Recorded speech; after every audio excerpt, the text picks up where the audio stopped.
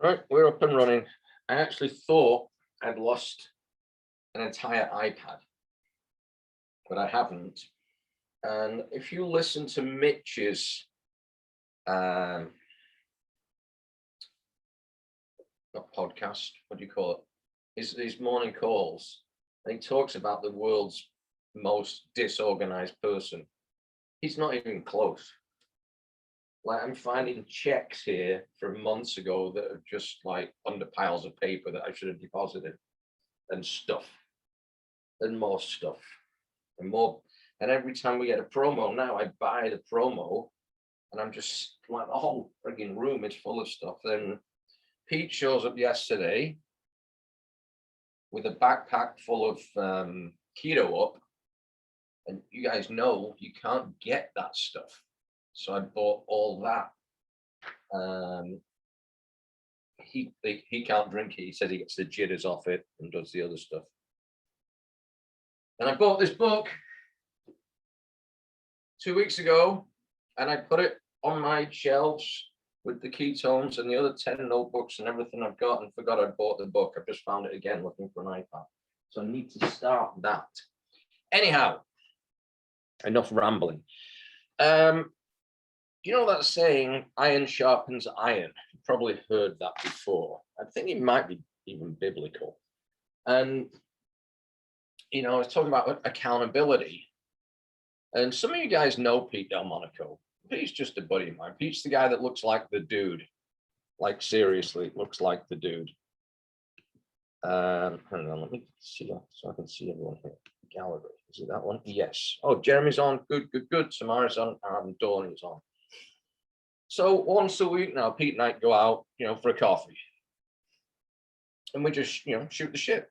Some of it's about life. Some of it's about business. Some of it's a little bit of brainstorming. And Pete started maybe 2 or 3 weeks after me. And Pete's been around the networking space for quite some time. So he's got a good reputation for picking out, winners. And, we were shooting the shit yesterday. I can't tell you the full story of this, as who it was. You may be able to figure out, but I'm not going to confirm it. So he was saying, on the 1st of this month, hi, Jen. On the 1st of this month, he called someone who we know in the business. She'd hit rank 9 on the first day of the month. That's like $1 million in volume on day one.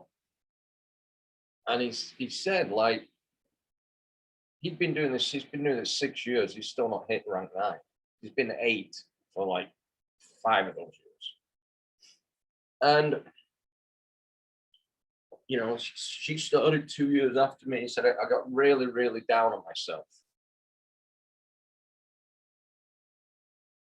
And he said, I just snapped out of it. And there's a Chinese saying, which is comparison is the thief of joy.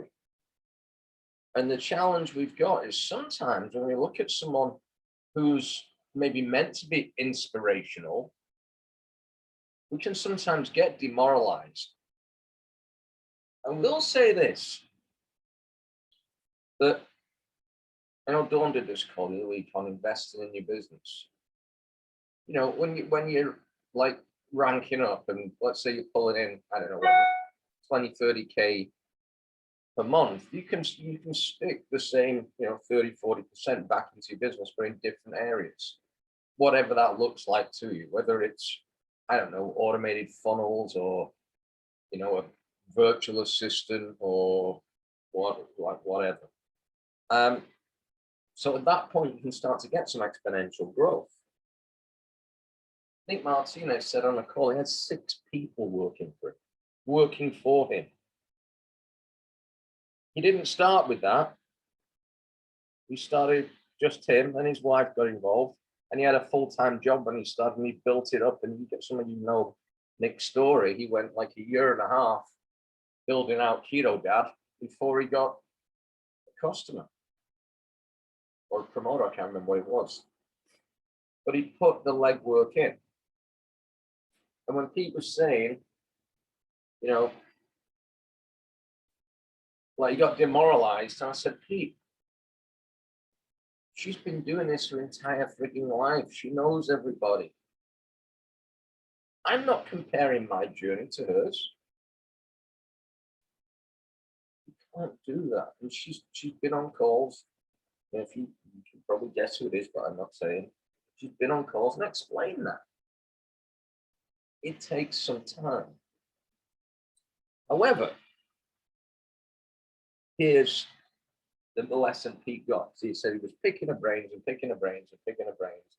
Like, how do you grow that fast? They have a very simple strategy. All the promoters, all of them, very simple strategy. 10-day challenge kit, reboot kit, and smart ship. Now, I've had a different strategy whereby I get 3 reboot kits, not reboot kits, challenge kits on your first order to get the discount. And when I've thrown that out there, sometimes we've just got to double check ourselves and see what's working better for somebody else. If you look at an initial order, and let's say 1 challenge kit for a new person, it shows up discount at $99. It automatically says on the site, do you want to add a reboot kit? Yeah. Add a smart ship? Yeah. So the reboot and I don't even know what the total is. Let's say it's $140 or $150 for a reboot and a challenge kit. I'm going in US dollars here. That's an easier bite to swallow than 3 challenge kits and a reboot, and all of a sudden you're at $400 with shipping and tax. So I'm just looking at this going, am I losing some people by going in too high? That's her strategy. And then the next strategy, the follow-up is, and you should know this by now, or like maybe this is global, I don't know. You get the notification when the reboot's delivered. On the first, not the reboot, the challenge kit, you get a notification that so-and-so has had their reboot kit delivered. So I had one local guy here. He's had a few, 10 days off me, this and that. And met up for him for a coffee last week. Him and his wife want to lose a few pounds. I see them time to time. Just wandering around the neighborhood. So I meet up with him, and he orders 2 challenge kits, like right there with me. And, one for him, one for his wife. I gave him something to try when I was sat with him. Then he starts sweating and shaking. And he says, was there caffeine in that? Oh, no, it wasn't that. We had a coffee. I didn't give him one. We had what's called a dirty chai, which sounds like tea. It's tea with 2 shots of espresso in it. He thought he was getting a tea. So the next thing, he's got the shakes and the jitters, ordered 2 things. And he said, well, what I'll do is I'll split them, and my wife can take all the caffeinated ones, and I'll take the non-caffeinated. Turns out his wife doesn't want to do it. So he's stuck with a bunch of stuff. So right now I'm switching him up as caffeinated for some non-charged. And where I'm going with this is sometimes we just need to take smaller bites. And this is the sort of lesson I got from yesterday. And it's these little masterminds, we'll call it, these little, iron sharpens iron, like, maybe I'm doing that way and driving people away or making them, right, I can't afford $400 right now. A $99 decision is nothing. A $400 decision is, hey, well, I need to speak with my spouse about this. So the follow-up is, once the order's been delivered, hit them up straight away. Said, listen, I need to do 5 different flavors as quickly as possible. How long does that take? It's not 5 days, is it? It's 2.5 days. So they can get their order in, because they can take like the mixed, two a day. They can get their order in. They're on a smart ship anyway. They're going to get a discount anyway. And then they talk about that, hey, if you want to get this stuff free, you know how much you love them, you want to get it free, all you need to do is refer a couple of people. And it's easier for them because they're only really talking about $99, even though it's going to end up like $150. They're not talking a $400 conversation with their friends. And I'm looking at this, going, well, that's simple enough. That's breaking it down simple enough. This entire business was built on 10-day experiences. Then we made it simpler by doing the 10-day challenge. But she said her business is customer driven. It's not promoter driven, it's customer driven. We know, I don't know what, mine's still probably 95, 96% customers. So what we're doing there is price conditioning people. And the way the back office is set up now, it literally leads people from one to the next in smaller bite-sized chunks. So how are we on time? So I'm mindful that Dawn has a class. Comparison's a thief of joy. And I'm going to tell a story about my school days here, because I know how much you guys love my stories. Deal with it. Everyone's, it's funny, BU, myself, Mitch, Rutherford are all telling the same story. Get good at telling stories. So I went to, it's a shame Matt's not on here, he would know this. I went to a school, not surprising in itself, isn't it, really? So I went to a school, and it's different. I can't remember what it is in Canada, but in the UK, you kind of go to, they weren't even called kindergartens. So I started about 4 years old. And then at 7 years old, you go to the next school, which takes you from 7 to about 11. And they don't have the grade system. So if you're smarter, generally you don't get moved up. And if you're not so smart, you don't get moved down. So I'm at this school from 7 to 11. My mom died while I was at that school. So I kind of felt like a loner. And my dad, who was an immigrant, was always pushing, like, it's called an immigrant mentality. Like, work your ass off so your kids can be a professional. And this is across the board, across the world. So, he had worked in a clothing factory, opened his own clothing factory, didn't have a clue what he was doing, but did it anyway. Hey, that sounds about right, doesn't it? And, he's driving me. He's driving me to be a doctor or a lawyer or what's the other one, accountant. And he's pushing me. And to get to the smart kids school, you had to pass exams. And they were called, back then, they were called the 11 plus. Age 11 plus. And you had one shot. So I wasn't particularly smart. I wasn't particularly studious, but I just, the basic stuff, English, even though apparently I can barely fucking speak the language, according to somebody. Never going to live that one down. It was simple enough, but math I've always been able to do in my head. Those are the only two subjects they tested you on. So I passed for this really good school. Back then, the system was slightly different, so you didn't have to pay. I know, like a lot of, and it's kind of funny. In this country, and I believe in Canada too, they call it private schools when you pay to go to the smart kids school. That's known as public schools in the UK. Called the public school system. Don't know why, just is. And I qualified to go to this school, and it's one of those schools where I've never worn a uniform before, never had to. This school, you got to wear the uniform, the blazer, the tie. It was split into, I guess you'd call them like fraternities, but houses. So mine was the red tie, and someone else was the blue tie, and someone else was the green and yellow tie. And that was just done on a random system. And it was done, there was about 90 of us. And by the way, this was an all boys school, the previous one wasn't. So this was an all boys school, like literally the old boys club. The teachers were all these stuffy old white dudes with tweed jackets and leather elbow pads and, you know, quoting Shakespeare and all this stuff. Honestly, I was bored shitless within about a week. This wasn't for me. And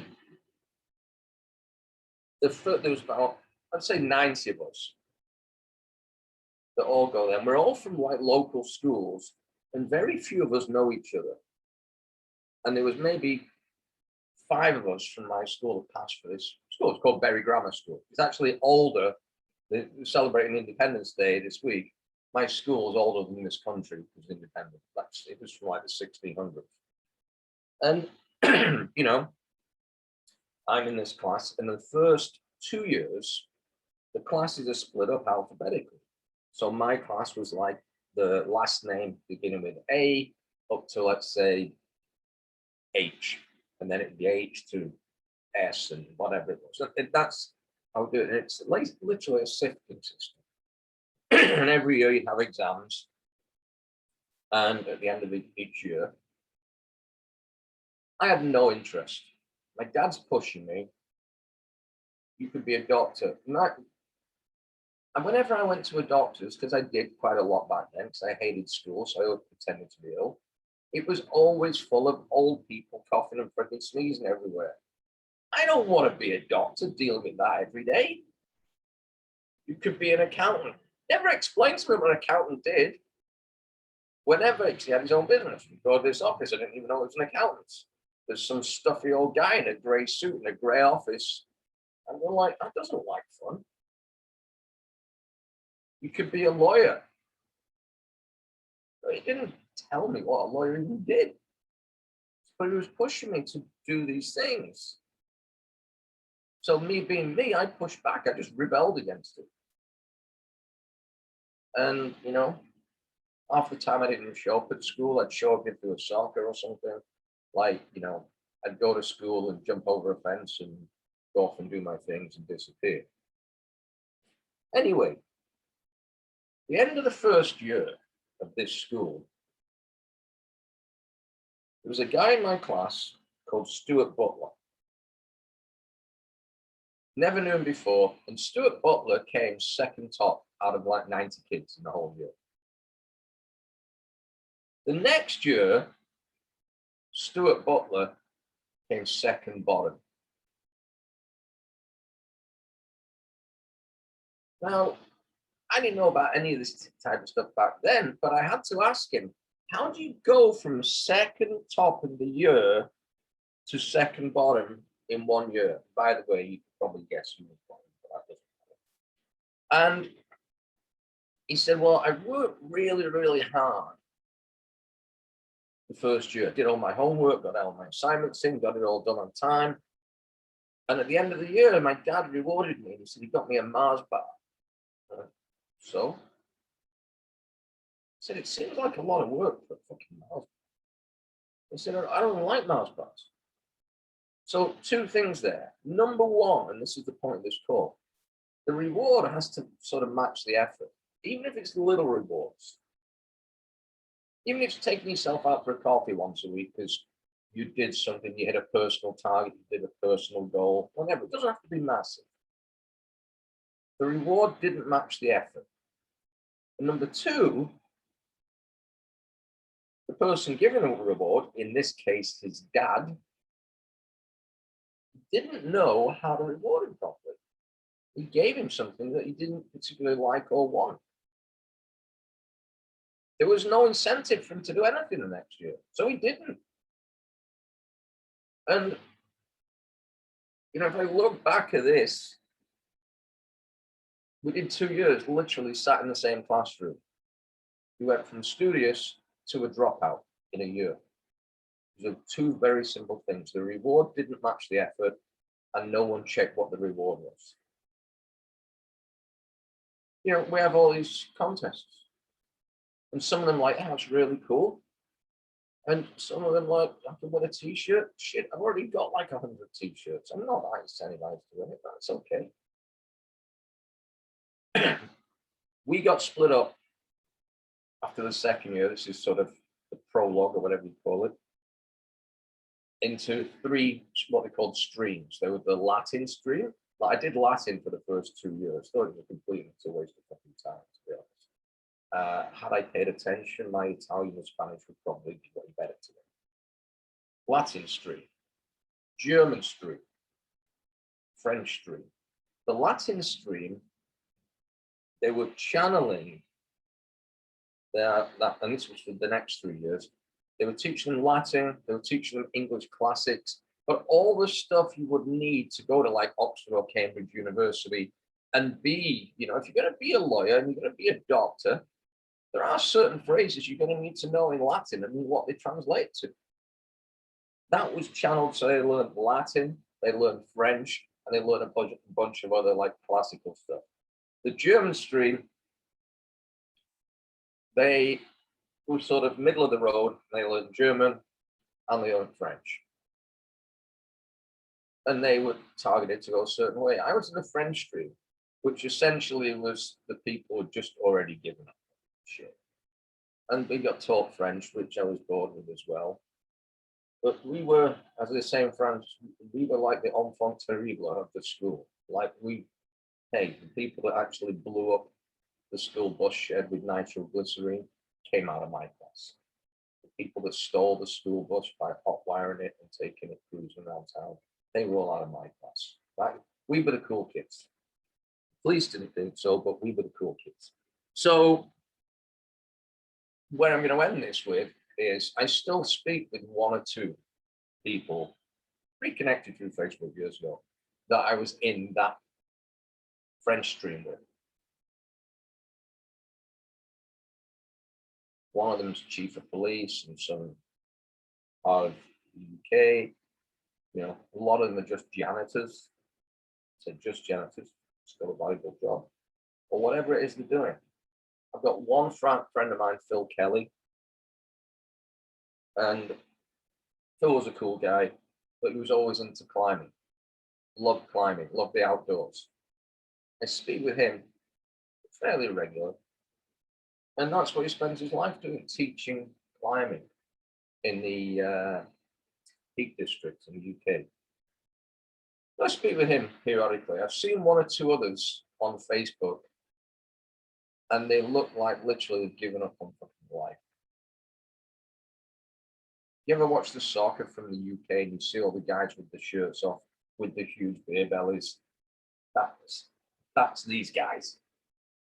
And last week, this story popped in my head. I've told it a few times, the Stuart Butler story. I just said, what happened to Stuart Butler? And he said, I have no idea. He said, it's one of the few people that we were close friends with that just vanished. So the lesson here, combining the whole thing, someone hit rank 9. First day of the month. You might have heard Mandy Mitchell say she hit MVP first day of last month. And literally everyone on that call was like, oh, shit. Sometimes these things that are meant to inspire us can demoralize us in the short term. Comparisons are keep a joke. When we look at this, and I look at reward and effort, well, the person that hit rank 9, even though he started in this business, in the Prove It business, at least 2 years later than me and Pete, have been in the trenches for decades beforehand. I can't compare myself to them. They get rewarded more, but they put the time in, effort versus reward.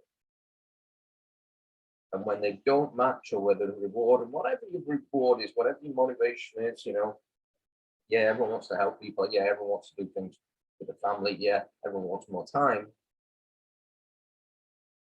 Whatever your motivation or inspiration is for your rewards, let someone else know.